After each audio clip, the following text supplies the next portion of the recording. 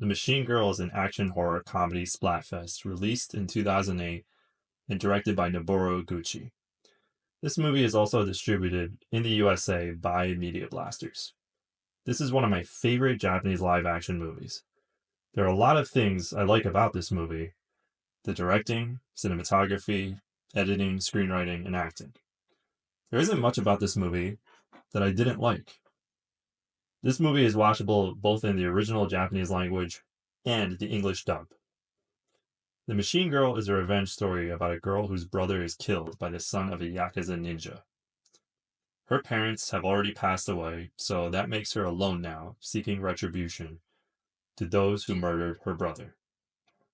Along the way, she befriends a married couple who end up helping her out and sharing her pain of loss of a loved one and wanting vengeance as well.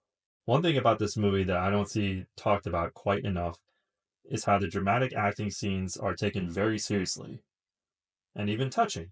This makes these scenes effective, especially between the lead actress Minase Yashiro and her co-star Asami. These scenes are well balanced with over-the-top action scenes scattered all throughout the movie. It should be noted too that if you get easily queasy due to blood and gore, then you should stay far away from this movie. Because the over-the-top action scenes are well balanced with dramatic emotional scenes, the screenwriting is particularly strong, an entertaining flick with a lot of heart to it.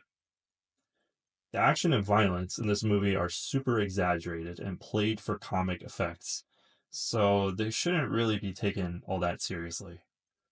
Other than that, I actually found the incorporation of Hattori Hanzo lore with the clan of ninja assassins to be a bit cheesy.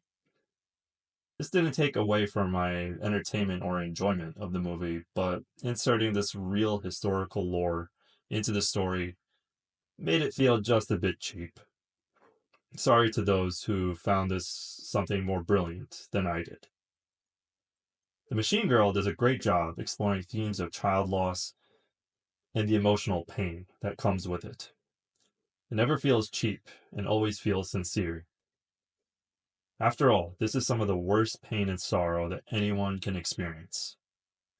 The fact that this movie touched on these sensitive themes and actually does it more gracefully than it is given credit for is astounding. The deaths of Yu and Takashi, along with every other major on-screen death in this movie, aren't played for laughs. This doesn't include the Yakuza goons, who are expendable throughout the movie. Minase plays the character Ami in the lead role, and she does a spectacular job carrying this movie on her shoulders, both in terms of acting and action. Though she definitely gets help from her supporting co-star Asami, playing the character Mickey. These two really know how to fire up the screen, and the Yakuza ninja family do that just as well, elevating that fire and intensity on screen as well. Although this movie is over 15 years old now, it still holds up quite well in terms of entertainment and just being a great action and revenge flick that you can watch anytime. So that makes this movie have immense rewatchability. I'm going to give The Machine Girl a 9.5 out of 10. Go see it already if you haven't. I command it.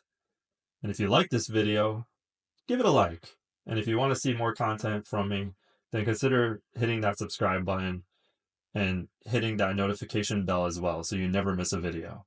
I'm Shindiver, and see you next time.